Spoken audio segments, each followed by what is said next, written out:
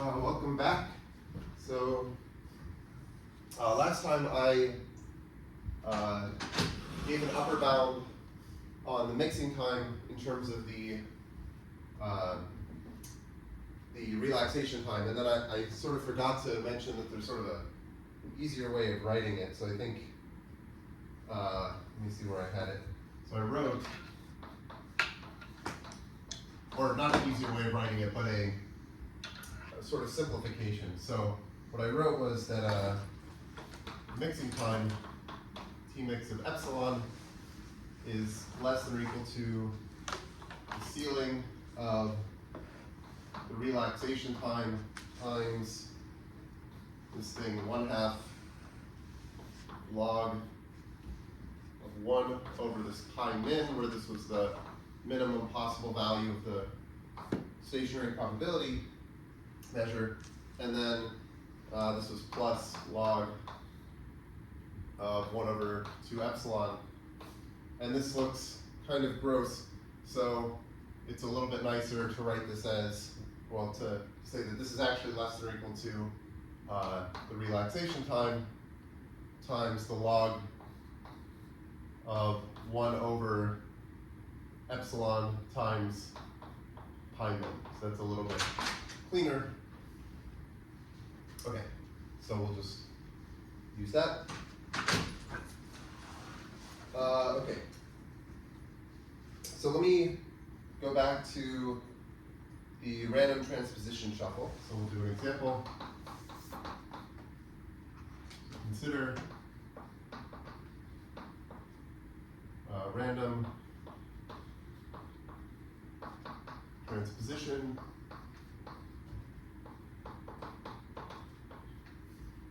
shuffle on Sn.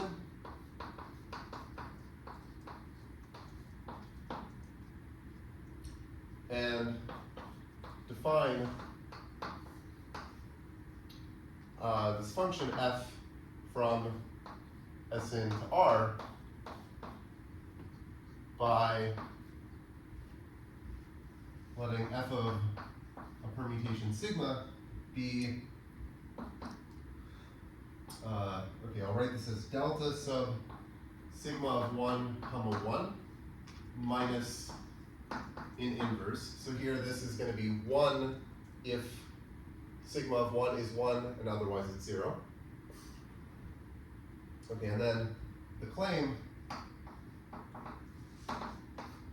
is that this function f, is an eigenfunction of the transition matrix P, eigenfunction of P with eigenvalue 1 minus 2 over n. Okay, so why is this? Well, we can compute it. So if we write what is Pf of sigma, that's going to be, okay, if we just expand this out, like f is, think of f as a column vector and P as a matrix. So then this is going to be the sum over all, say, kappa in Sn of P of sigma kappa, f of kappa,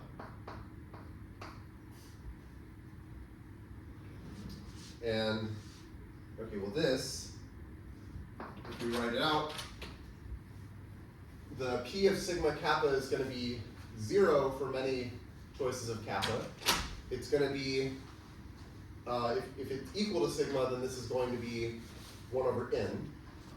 So we get a 1 over n f of sigma from the term where kappa is sigma.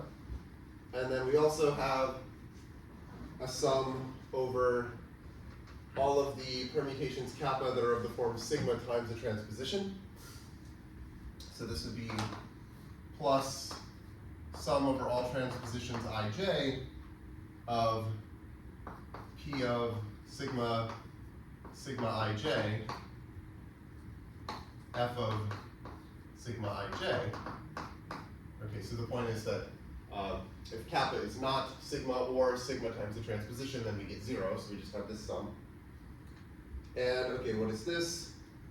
Well, this I can write as 1 over n f of sigma plus 2 over n squared. Okay, so 2 over n squared is this p of sigma ij, and then we just have sum over ij of f of sigma ij. Okay, and then there are a couple of cases to consider based on whether sigma of 1 is 1 or if it's not 1. So if sigma of 1 is 1, then pf of sigma is, okay, so then I can say in this case, what is f of sigma? It's going to be 1 minus 1 over n. So here I would get 1 over n times 1 minus in inverse. And then I want to also split this sum into two sums. So I'll write it as this. So sum over j not equal to 1 of f of sigma 1j. So here I'm taking the sum over the transpositions where I is 1. So these are all of the transpositions where I is 1. And then I also want the sum where there's not a 1 in the transposition, like the transposition doesn't touch 1. So that would be the sum over I j such that I and j are not 1 of f of sigma ij. Okay, and then we can just compute what this is. Okay, well this is still just the same thing, 1 over n, 1 minus n inverse, and then this is 2 over n squared. Okay, what is, okay, in this case, because sigma of 1 is 1, if we then multiply by this transposition, this permutation will not send 1 to 1, right? Because it'll send 1 to j here, and then j will go to something that's not 1. So this, like f of this permutation, should be just negative in inverse. And there are n minus 1 choices of j, so we get n minus 1 times negative in inverse. And then for this term, 2 over n squared. In this case, since I and j don't touch 1, 1 will go to 1 still here, right? Because this transposition sends 1 to 1, and then sigma sends 1 to 1. So here, f of this permutation will be 1 minus in inverse, and there are how many choices? So I want n minus 1, choose 2 choices, right? Because there are n minus 1 numbers that are not 1, and I'm choosing a transposition among those, so there are this many choices, and for each one I get 1 minus in inverse. Okay, and then this is just some weird expression involving n's. But you can simplify it, and if you do, you end up getting that this is 1 minus 2 over n times 1 minus in inverse, which is exactly 1 minus 2 over n f of sigma. So that, at least in this case, justifies that this is an eigenfunction with eigenvalue 1 minus 2 over n. Okay, and then there's another case when sigma is not 1.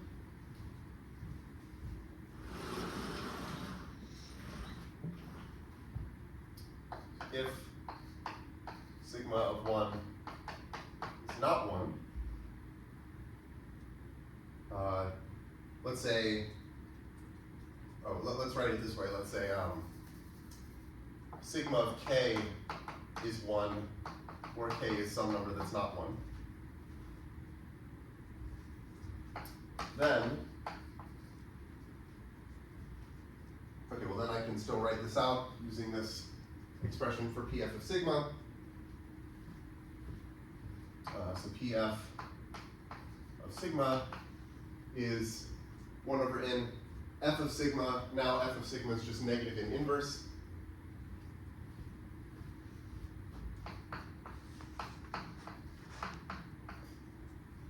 And plus, okay, I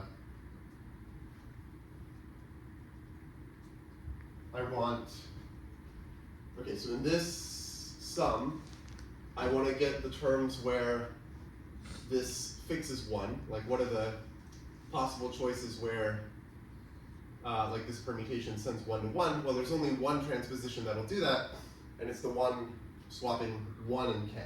Right? Because if sigma of k is 1, the only way to get this to send 1 to 1 is for, we swap first 1k, and then sigma will send it to 1.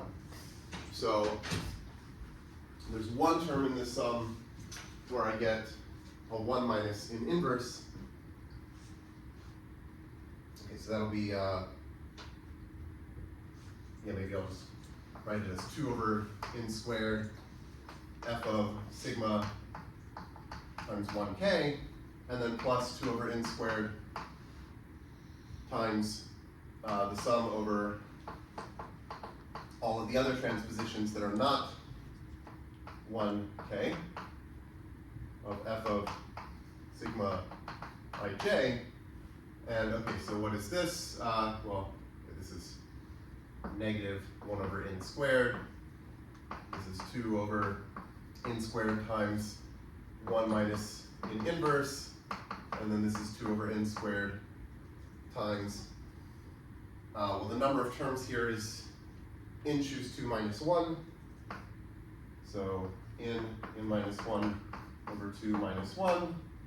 And then the term here is going to be negative in inverse. Okay, and then again, this is some weird expression with n's. And you can simplify it, and you end up getting 1 minus 2 over n times negative in inverse, and that's exactly 1 minus 2 over n f of sigma. So again, this justifies that this is an eigenfunction. Okay, so I just wanted to go through the computation, but the point of this is that this constructs some eigenfunction with this eigenvalue, and then that shows that whatever the relaxation time is for the random transposition shuffle is at least n over 2. Because the relaxation time was 1 over this spectral gap, which in this case is at least, or yeah, the spectral gap is at most 2 over n because of this. Okay. Now actually, okay, it turns out that this is the exact value. So this was Diaconis and Shashahani.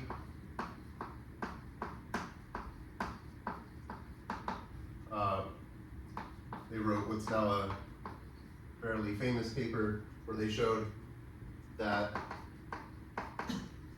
well, one thing they showed as a consequence is that the relaxation time is exactly n over 2, but in fact they computed all of the eigenvalues and eigenfunctions for this this Markov chain. So I'm not going to go through this, but I'll state what the theorem is because it's cool.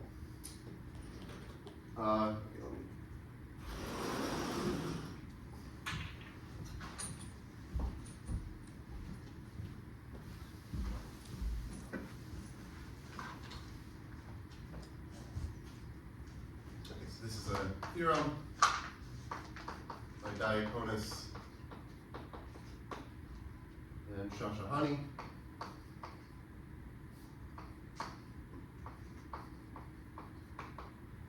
From 1981.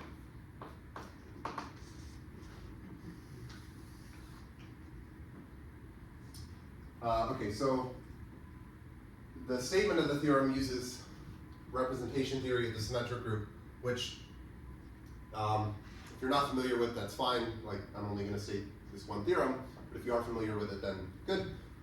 Okay, so given an irreducible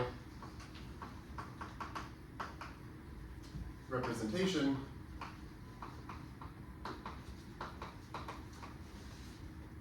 say rho of the symmetric group Sn, I'm going to let,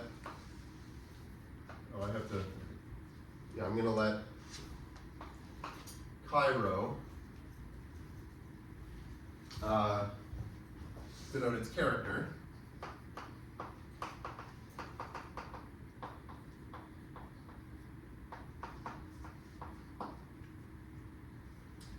And let d rho be its degree.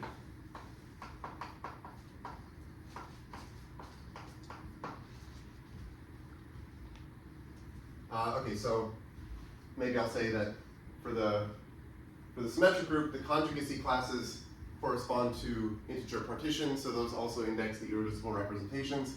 So you can think of rho as like an integer partition, and then from this you can compute some function called the character, and then there's also this number called the degree, which is like the dimension of this representation. And from this you can write down what the eigenvalues are. So the eigenvalues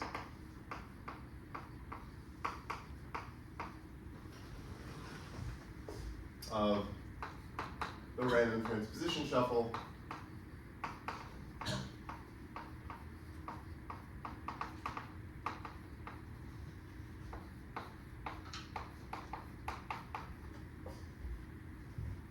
are, okay, so they're all of the form 1 over n plus n minus 1 over n times chi rho of a transposition over d rho. Okay, so here chi rho is a function from permutations to complex numbers, and it's constant on conjugacy classes. So what I'm saying here is the value of chi rho on any transposition doesn't actually depend on the transposition. So this is some number only depending on rho. And the multiplicity of this eigenvalue, multiplicity is d rho squared. Okay, here ij is just some arbitrary transposition.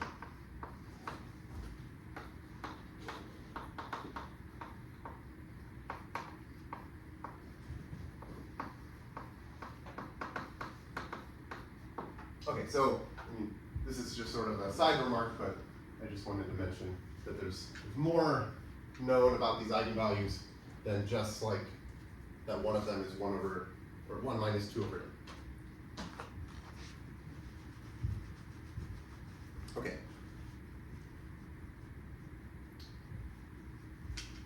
So now I want to also look at a simple random walk on a cycle graph. So for this, I'm going to let omega be e to the 2 pi I over n, so a primitive nth root of unity, and consider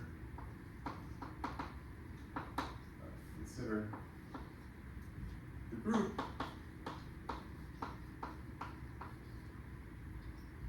which is just all of the, it's just the cyclic group generated by omega, so it's the set of all omega to the k, where k is in z mod n z. This is really just isomorphic as a group to z mod n z.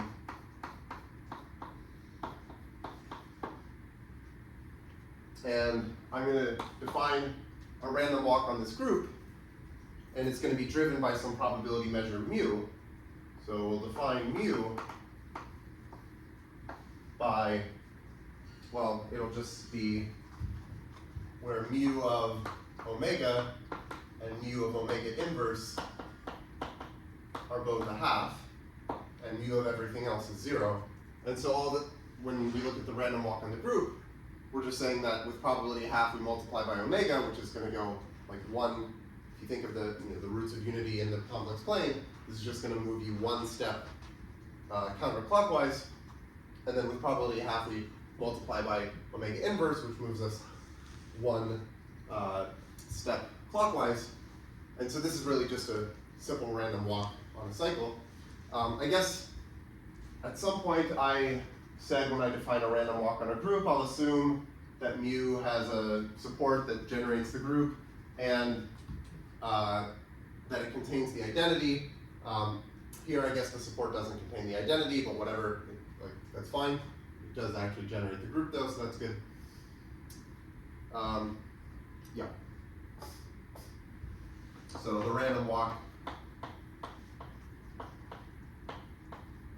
driven by mu is just the simple random walk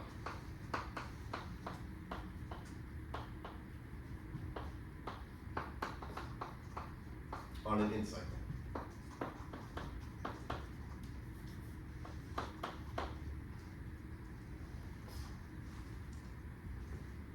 Okay.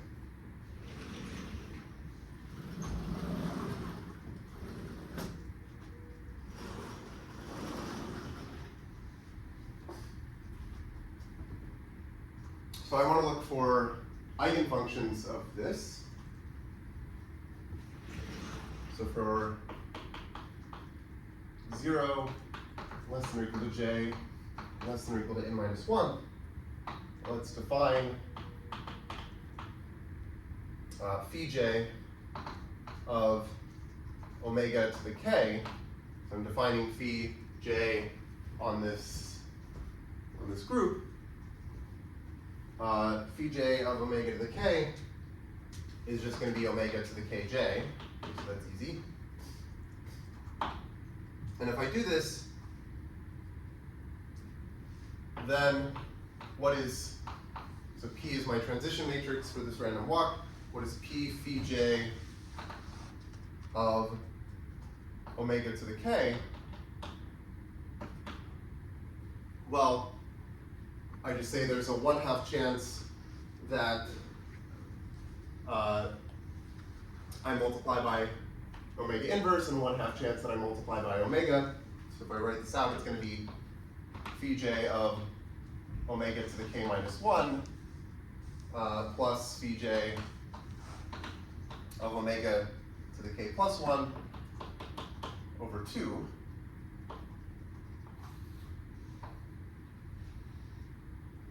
So that's just expanding this out.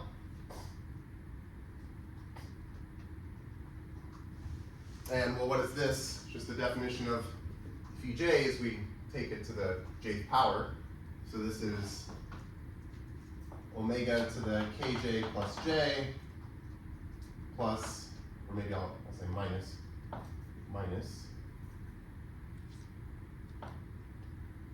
omega to the kj plus j over 2.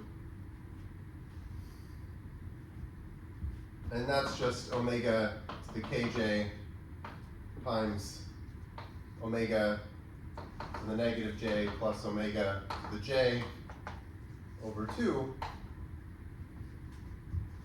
And this omega to the kj is just phi j of omega to the k. So this is phi j of omega to the k. And then this thing is just the cosine of 2 pi j over n.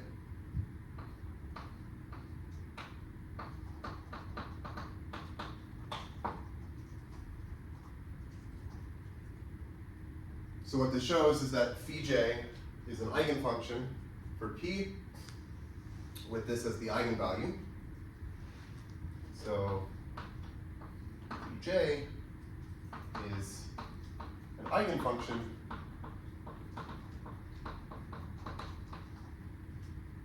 with eigenvalue lambda j, which is cosine of 2 pi j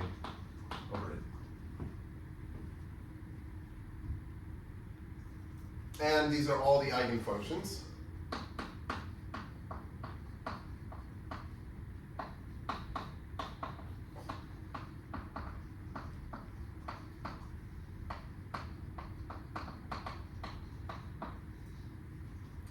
So what is the spectral gap?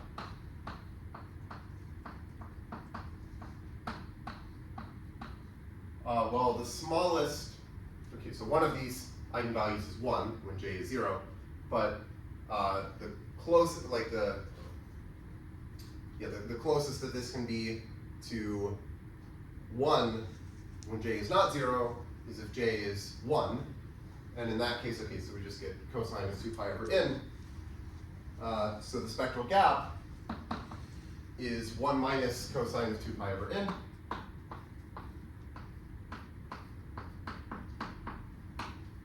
And if you care about the asymptotics, this is basically like, you just do a Taylor expansion of this. This is like 2 pi squared over n squared plus O of n to the minus 4.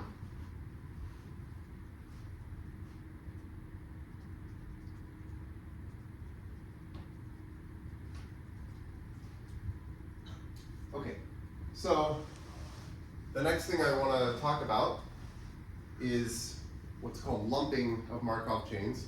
So this is sort of like a projection where you can take some big Markov chain and you can lump some of the states together to make like a quotient Markov chain. And I'll show how the eigenvalues of the bigger Markov chain are related to the ones for the lumped chain.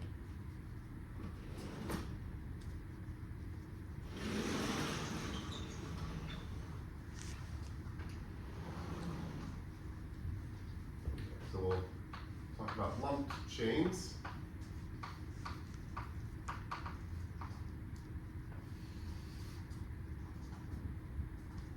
Okay, so here's a theorem.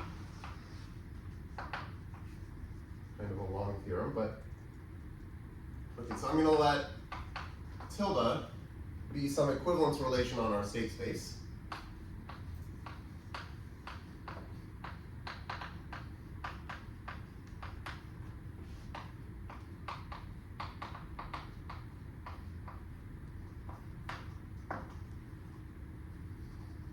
And I'm going to let x sharp be the set of all the equivalence classes. So I'll denote the equivalence class of some state x by this bracket x. So here this is just going to be the set of all of these equivalence classes.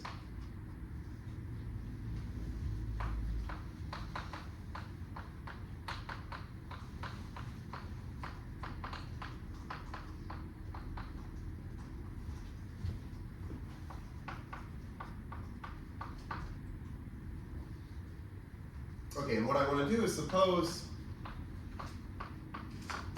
there is some Markov chain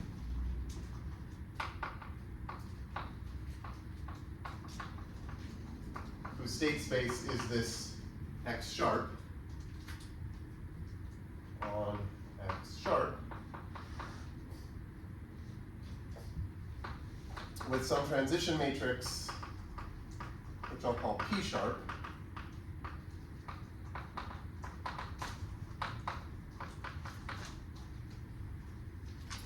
And this is given by the following formula. If I want to compute p sharp, so the probability of transitioning from the equivalence class of x to the equivalence class of y, then I want this to be equal to p of x equivalence class of y. So this is, what this is saying is in the usual Markov chain on x, this is the probability of transferring from the state x to something in the equivalence class of y. And I want this equality to hold.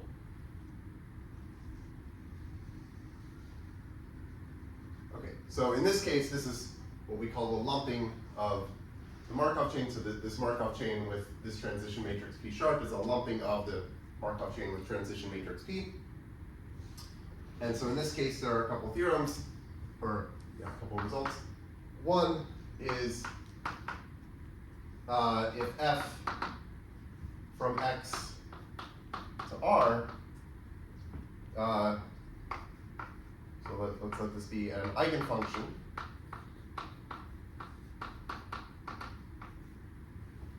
of p with some eigenvalue lambda, and we'll assume that f,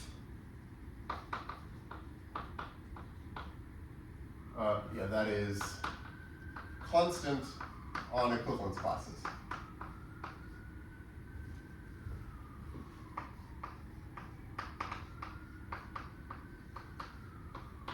So I have some function, some eigenfunction that takes the same value on everything in a given equivalence class.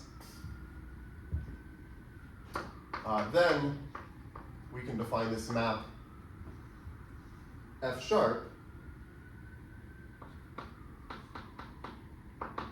and f sharp will go from this space x sharp to the reals, and it's defined by, well, okay, it's easy, it's just defined by f sharp of the equivalence class of x is just f of x, sort of the obvious thing you'd want to do. Well then this new map on this state space is an eigenfunction for P sharp.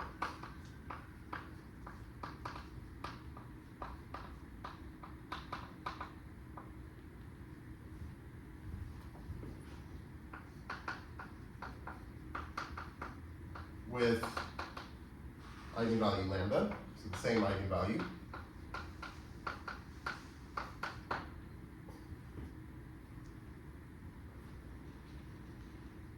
Okay, and then the second part is sort of just the reverse of this. The reverse of this. Okay, let me go back over here.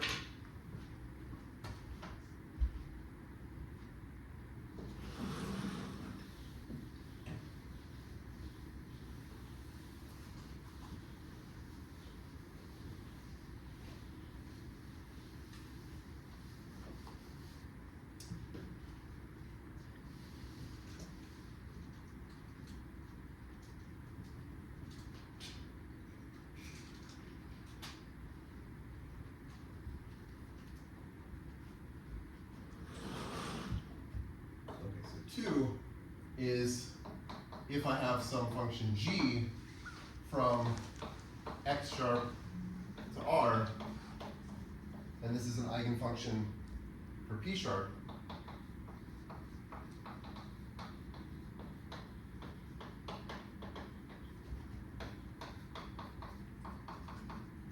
with some eigenvalue lambda.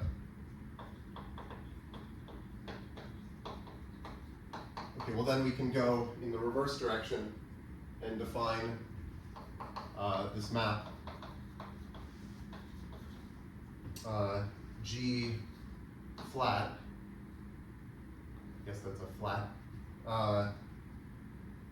from X to R, and we'll just define this by,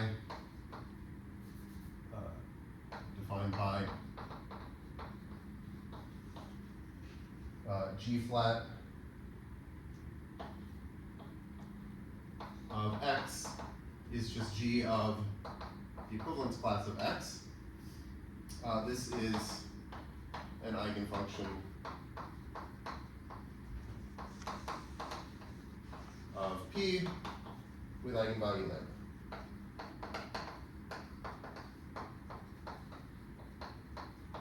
Okay, so this is kind of useful because if you have this lumping situation, you can transfer spectral information from one to the other. Okay, and the proof is pretty simple. I'm just going to prove number 1 because number 2 is similar. Okay, so the proof.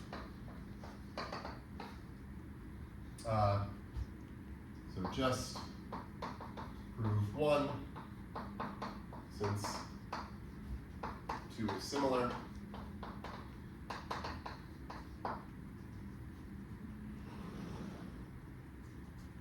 Okay, so if we take P sharp F sharp of some equivalence class X, I can expand this as the sum. I want to sum over all of the states of this lumped Markov chain. So I'm summing over all the equivalence class of Y in X sharp. So this is just like some notation for some equivalence class. And I get P sharp of bracket X, bracket Y, F sharp of bracket Y. Okay, so that's just expanding this. And then this I can write as a sum, again, over bracket Y in X sharp. Okay, well, P sharp of bracket X, bracket Y is the same as P of X comma bracket Y, so I'm just using this. This is P of X bracket Y. And then again, okay, well, what is F sharp of bracket Y? Well, that's just the same as F of Y by the definition of F, or of F sharp, I guess. Okay, so we have this, and then this. Well, I can sum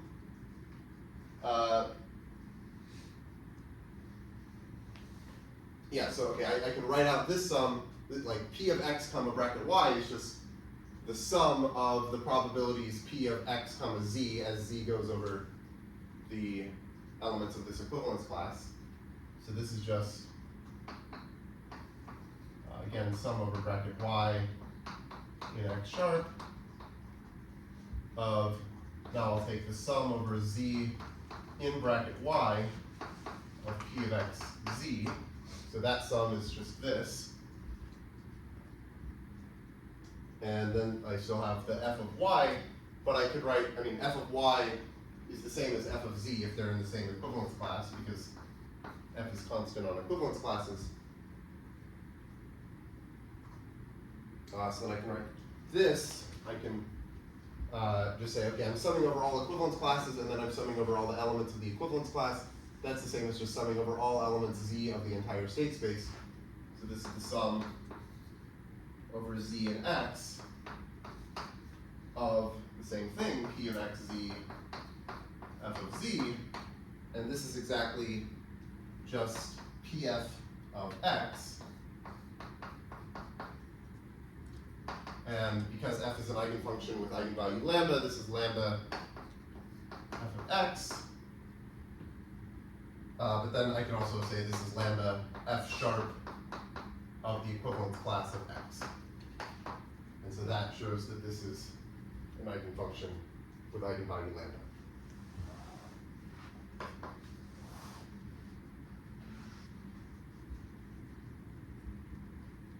Maybe I'll highlight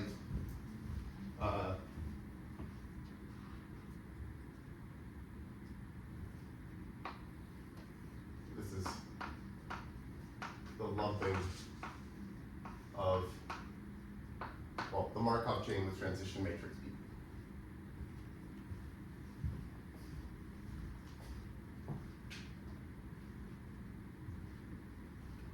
Okay, so let me do an example.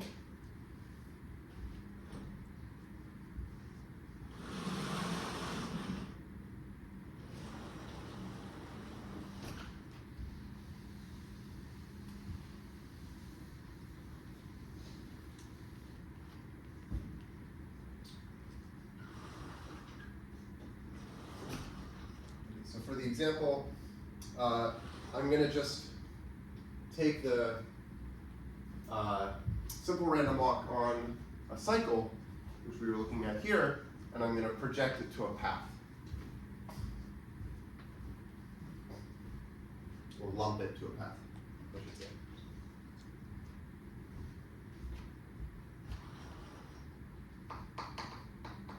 Example, let little n be 2 capital N minus 1. And I'm going to let P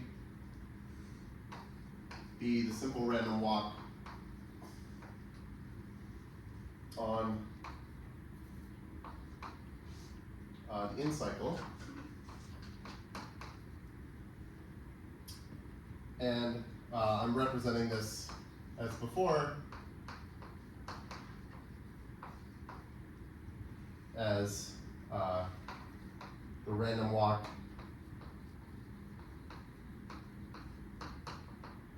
on this group omega to the k for k in z mod in z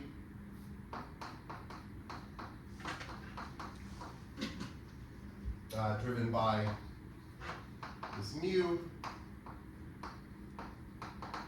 with mu of omega equals mu of omega inverse equals half. Just like over there, I think, yeah. Okay, and then we'll define an equivalence relation, tilde, so that we identify each element omega to the k with omega to the minus k. So just basically it's complex conjugate, or inverse really in this case. Okay, so we're doing this identification. And okay, this is for all.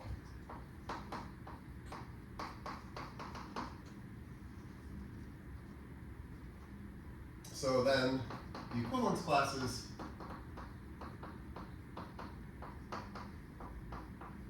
correspond to vertices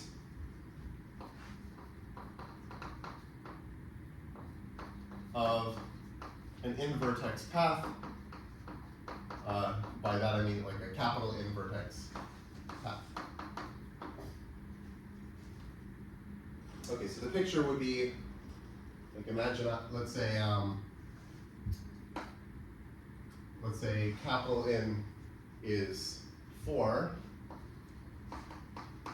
which means that little n is 6.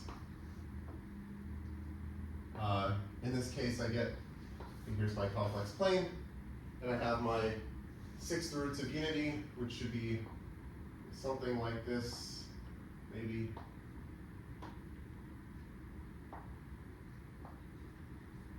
Sort of. Okay, so my cycle kind of looks like this. And for my equivalence relation, I'm saying that these two should be identified. So it's sort of like I'm projecting them here and saying, like, identify them with this vertex here, and then these two get identified with this vertex, and then these over here are just themselves.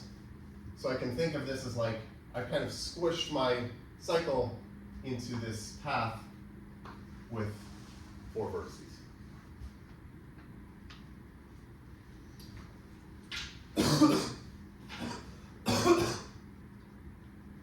Okay, so then the lumping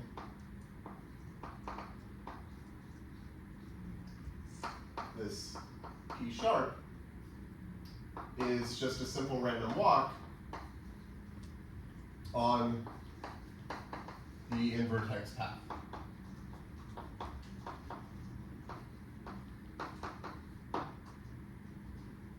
Okay, so that's basically because, like, in the cycle, if I'm like here, then there's a 1/2 chance of moving here, and a 1/2 chance of moving here. But then if I project, that's basically saying that if you're in this vertex, then there's a 1/2 chance of moving here and a 1/2 chance of moving here. So that's just going to be the simple random walk on the in-vertex path. Or as another example, if you're here in the cycle, then there's like a 100% chance that you move to one of these vertices. But then if in the projected version, that's saying there's a 100% chance that you move here, which is what would happen if we were in the simple random walk on a path. Okay, so we saw over there, we saw that the eigenvalues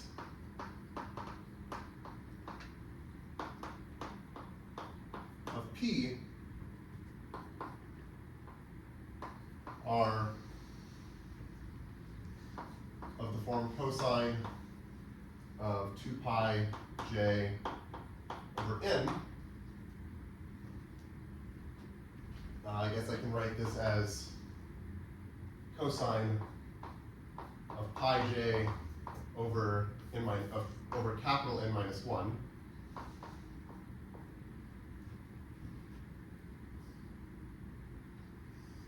Okay, so then these are the eigenvalues for the simple random walk on the path. So these are the eigenvalues of P sharp for 0 less than or equal to j less than or equal to capital N minus 1.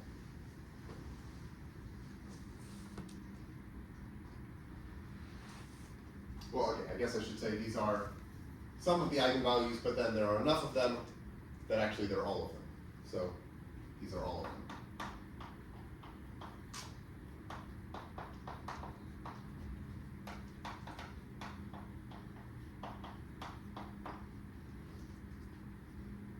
Okay.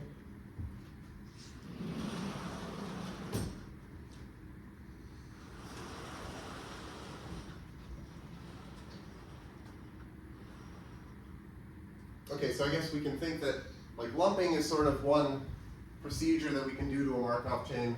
You get another Markov chain, and then there's some relationship between the spectral properties of the two Markov chains.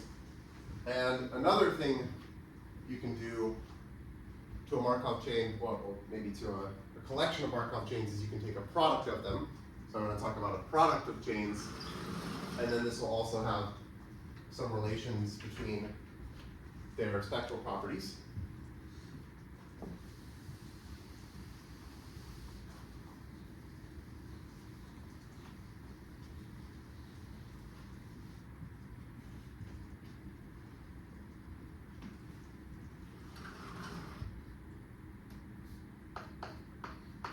Product chains. Okay. So for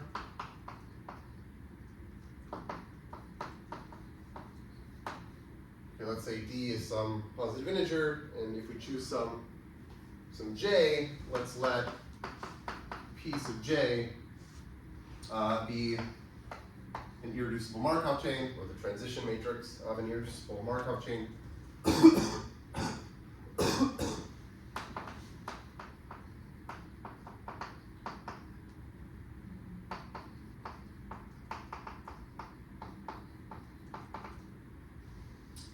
On some finite state space,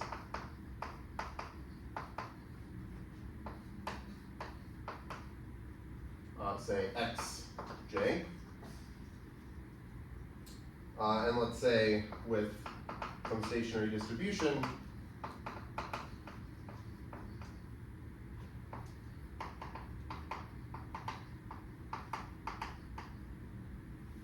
pi j.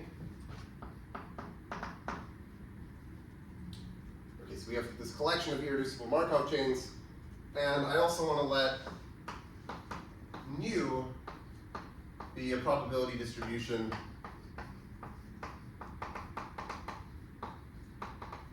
on the set bracket D, distribution, so just on the set of integers from 1 to d.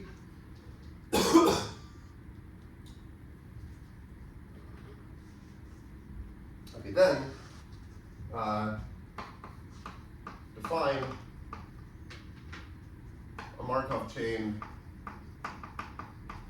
So I'm going to take the product of these, so I'll take a Markov chain P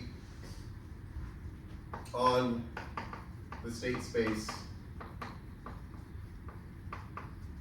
which will be our x, and this is going to be just the Cartesian product of x1 through xd. So we'll define this as follows. Well, basically, at each step,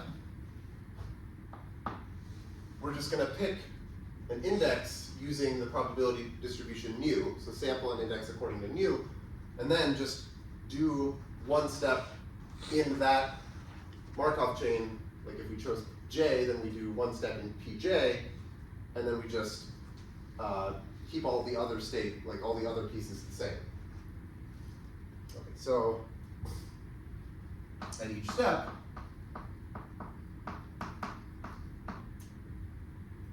choose some j in bracket d according to nu,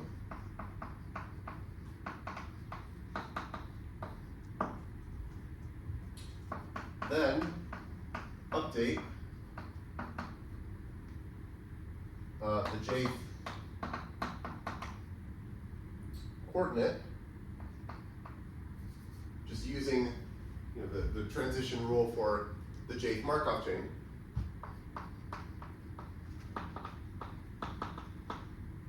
Keeping the others the same.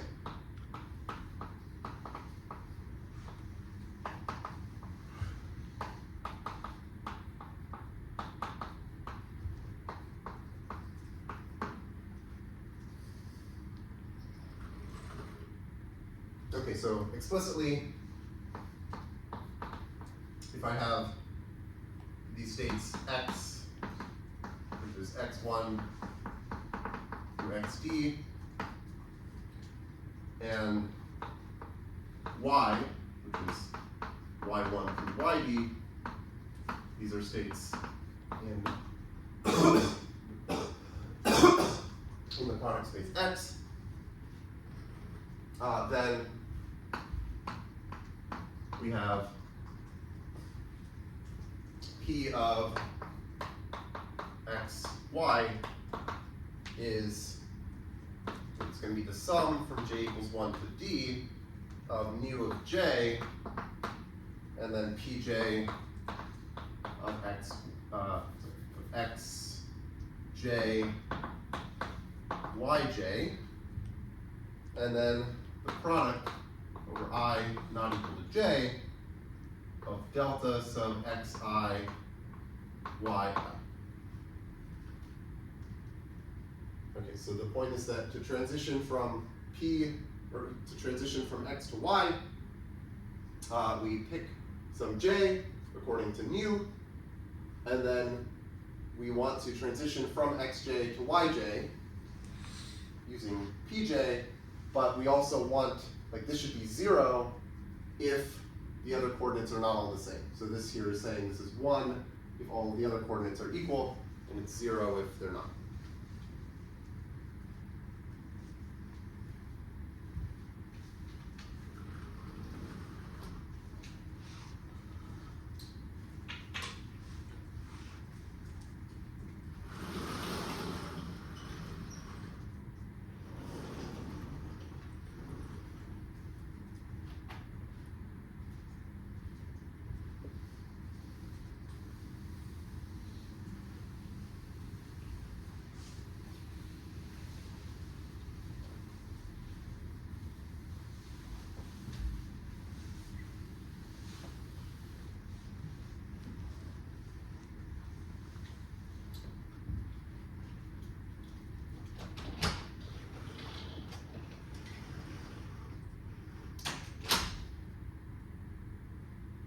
So now, let's say I have some functions. So I have some f1, which is a function from the first state space x1 to the reals. And then similarly, okay, at f2 and so on all the way to fd, which will be in R to the xd. We can define this tensor product f1 tensor dot dot dot tensor fd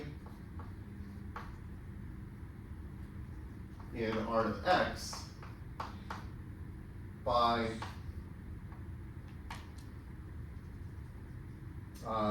well, f1 tensor dot dot dot tensor fd applied to some, let me write it over here.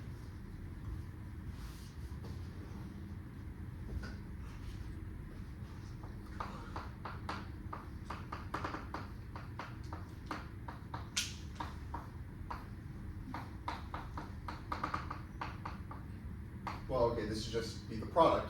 So this is just going to be f1 of x1 times dot dot dot times fd of x.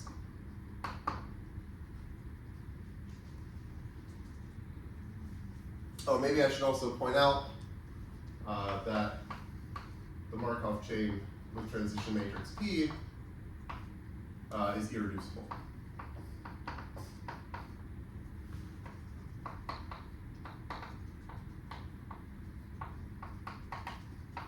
Because all of these PJs were irreducible.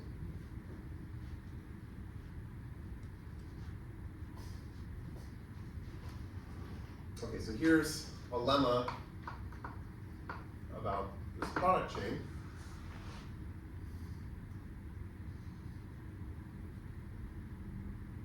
So let's suppose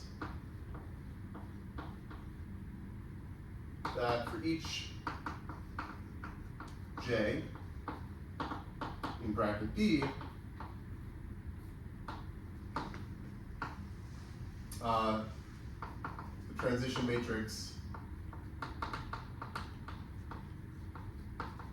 Pj has some eigenfunction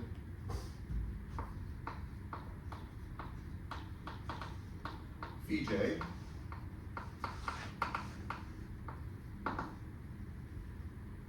I'll write it as Pj, with some eigenvalue lambda j.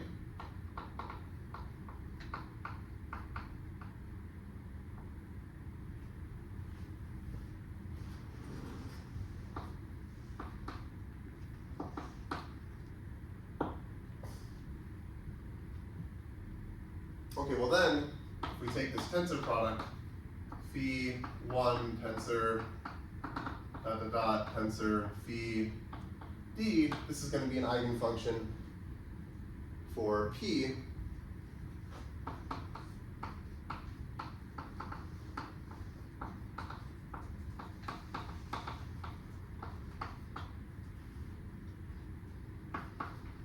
with some eigenvalue which is this sum, so it's a weighted sum of the lambda j's. So sum from j equals 1 to d of mu of j, and then lambda j.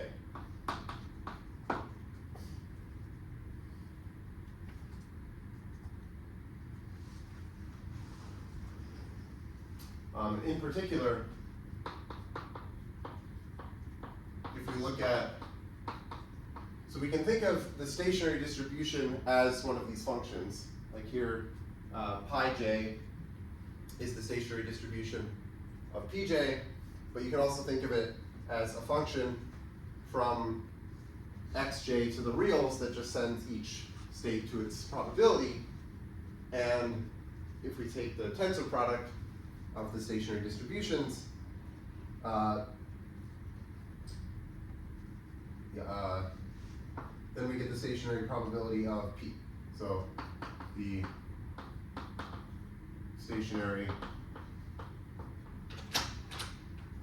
distribution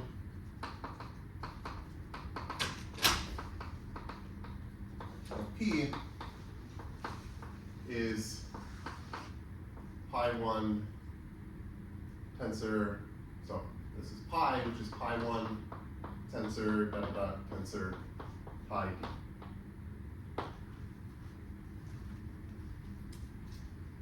Okay, the reason that follows from here is because, well, the stationary probability is an eigenfunction with eigenvalue 1, and then, yeah, so if these are all 1, then when you sum this up, you're getting the sum of the nu of j, and that's 1.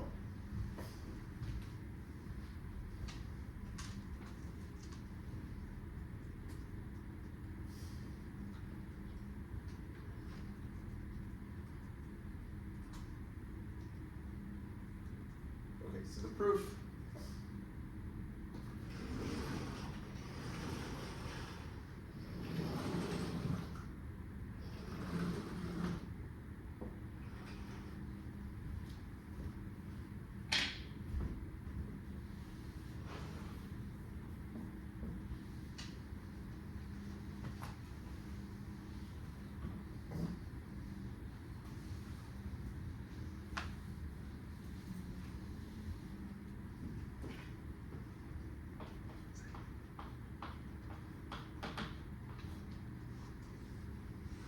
Okay, so let's let Pj tilde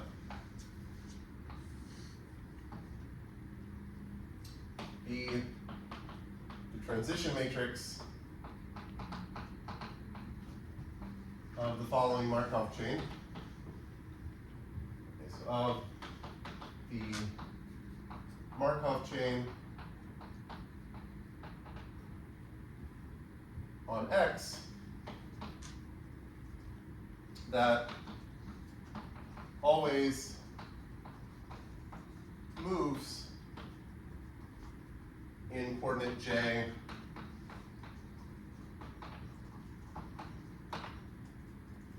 according to Pj.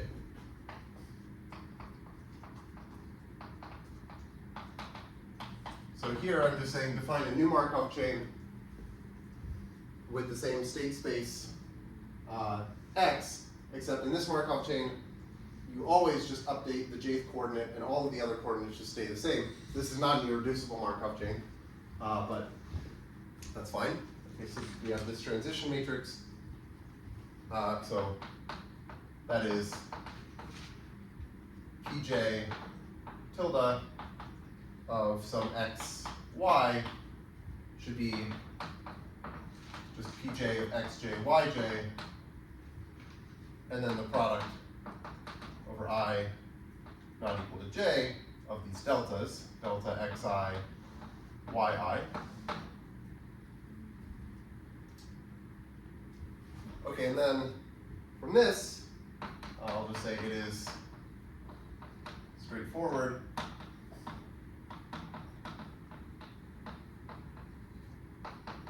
to check that Pj tilde phi, so phi is this tensor product, where did I write it?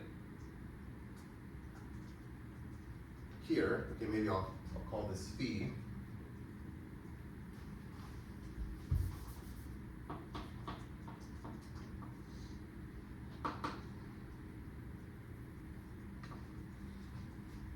Okay, so then this phi, Pj tilde phi is lambda j phi. Okay, so then what that means is that, okay, so thus, if we take p phi, this is going to be the sum from j equals 1 to d of mu of j Pj tilde phi. Okay, that's just what p is, it's this sum. And then, okay, that's going to be the sum from j equals 1 to d of mu of j lambda j phi. And so that's saying that phi is an eigenfunction for p with this eigenvalue, which is what we want.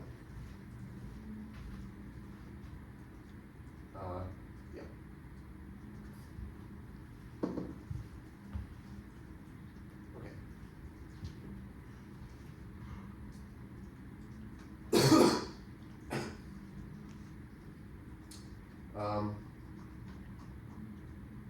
Okay, let me see if, yeah, maybe I can do the next example.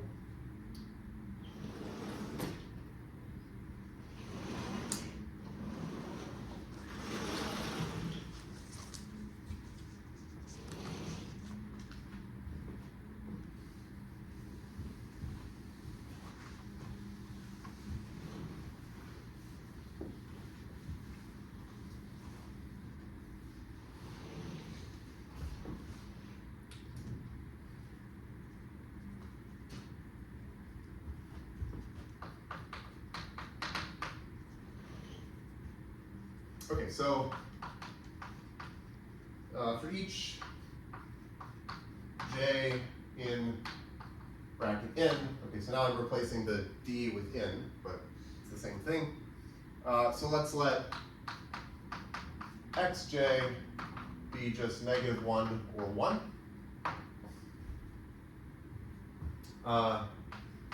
And define pj by pj of xy is a half for all x and y.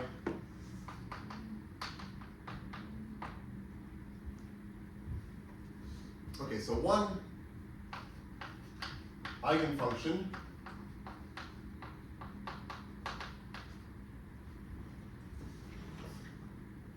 of pj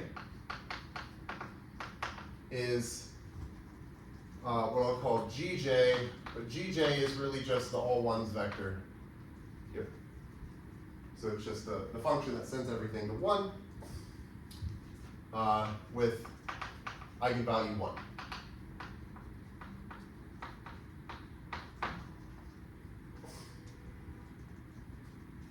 And then, okay, there's the other eigenfunction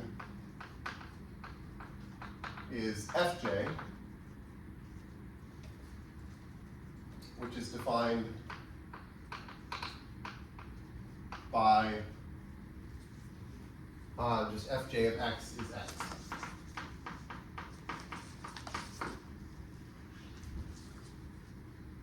And this has eigenvalue 0, since, okay, we can just compute pj fj of x is going to be 1/2 of f of 1, which is 1, plus 1/2 of f of -1, which is -1. So this is 0. So the eigenvalue of fj is 0.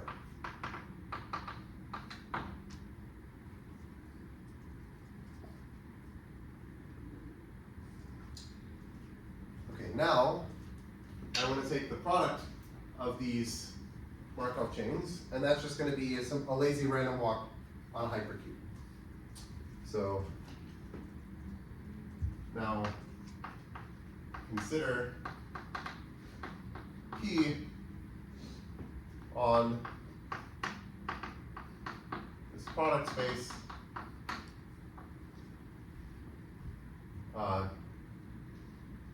the product as before,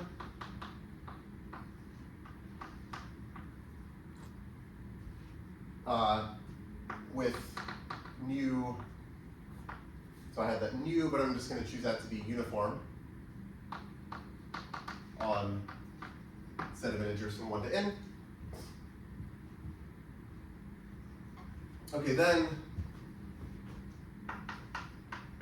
P is just a lazy random walk on the hypercube.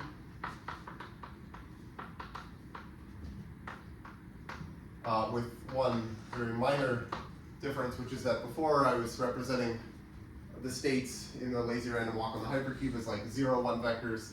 Now it's vectors with negative 1s and 1s, but like it's the same thing.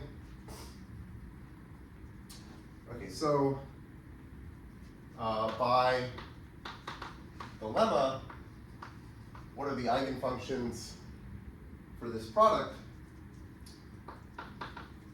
The eigenfunctions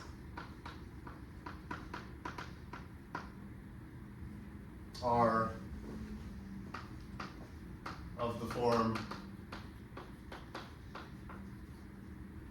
f sub capital J, where J is going to be, like capital J is a subset of the integers from 1 to n, so this will just be the product over J in capital J of Fj for J a subset of bracket n, right? Because this is really the same as like you're choosing a subset where you choose the f's, and then for the other indices not in the subset, you choose the g's, but those are just ones, so when you multiply them, it's the same thing. Okay, or another way of writing this is fj of some x is just going to be the product over j and j of xj.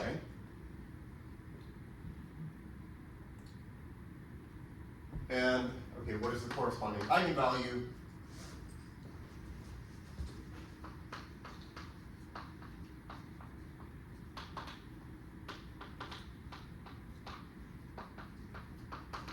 Is lambda capital J, which is, okay, so it's going to be the sum. Okay, we use this formula. It's the sum from j equals 1 to n. Mu of j is just 1 over n for every j. And then what is the eigenvalue? Well, I can write it as 1 minus delta sub j in j. And what I mean by this is this thing is 1 if j is in j, and otherwise it's 0. So the whole expression here is 0 if j is in j, because that's going to be the eigenvalue for fj, f little j, and then it's 1 otherwise. Okay, well, what is this?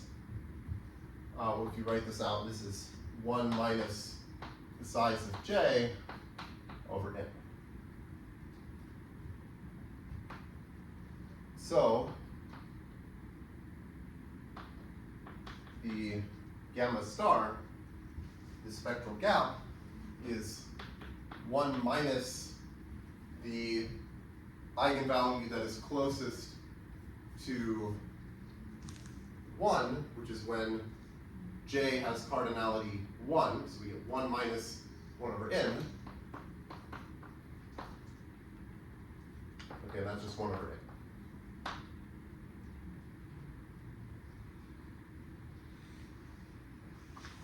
And then I guess I'll just say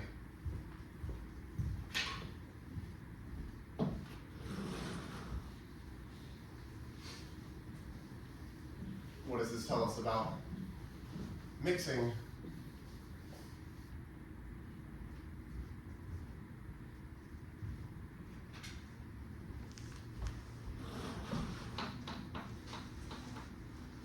The mixing time, T mix of epsilon, is at most the relaxation time log of 1 over epsilon pi min.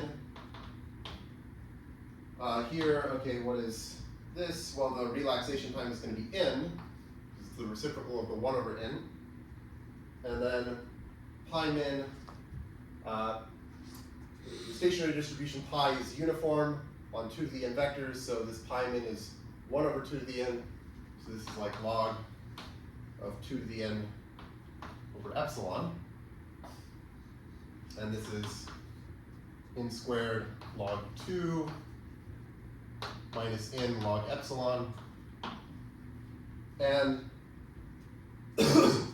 okay, so actually before we found that the mixing time was on the, well, We gave an upper bound of like in log n, so this is worse than the in log n upper bound. But we're going to do better next time. So I'll end for here. I'll end here for today. But next time we'll get a better bound by being more careful.